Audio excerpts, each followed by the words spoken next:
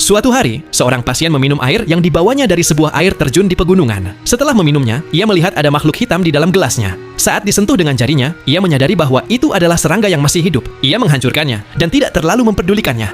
Namun tak lama kemudian, saat ia memeriksakan urinnya, makhluk hitam yang sama kembali terlihat. Setelah itu, kesehatannya mulai menurun. Wajahnya menjadi pucat, tubuhnya melemah, darah keluar dari hidungnya, dan ia terkadang tak sadarkan diri. Atas saran dokter, ia menjalani terapi air khusus. Ia dimasukkan ke dalam sebuah wadah besi besar yang berisi cairan berwarna biru. Dokter menjelaskan bahwa ini adalah perawatan yang bertujuan membersihkan tubuh dari dalam, seperti kembali ke dalam rahim. Awalnya semuanya tampak baik-baik saja, tetapi kemudian ia merasakan sesuatu yang lengket merayap di tubuhnya. Saat diperhatikan dengan saksama, ia melihat belut-belut merayap di sekelilingnya. Ia menjadi ketakutan. Ia mencoba berteriak dan melarikan diri, tetapi secara tidak sengaja melepaskan masker oksigennya dan tidak bisa bersuara. Tubuhnya melemah, dan ia pun pingsan. Untungnya, para perawat berhasil menariknya keluar tepat waktu. Namun, saat mereka melihat ke bawah, mereka tidak menemukan hal yang aneh. Dokter mengatakan bahwa semua itu hanyalah halusinasinya saja.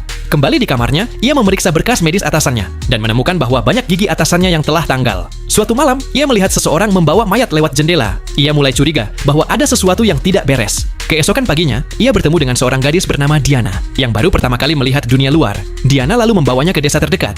Di sana, Diana mencicipi bir untuk pertama kalinya. Dan Tony, pasien tersebut, berbicara dengan seorang dokter pensiunan tentang penyebab gigi atasannya yang rontok. Dokter itu mengatakan bahwa kemungkinan besar penyebabnya adalah dehidrasi. Namun, Tony merasa aneh karena di pusat kesehatan itu, air tersedia sangat melimpah. Ia kemudian mengetahui bahwa tidak ada seorang pun di kantornya yang diberitahu soal cutinya. Artinya, institusi itu sengaja menahannya di sana. Saat ia mulai memahami semua kejanggalan itu, direktur pusat datang dan membawa mereka kembali. Kondisi Tony semakin memburuk, bibirnya mengering dan giginya mulai tanggal. Ia diam-diam masuk ke bagian rumah sakit yang terlarang dan melihat banyak pasien disimpan di dalam tangki air, seperti spesimen. Atasannya juga ada di sana.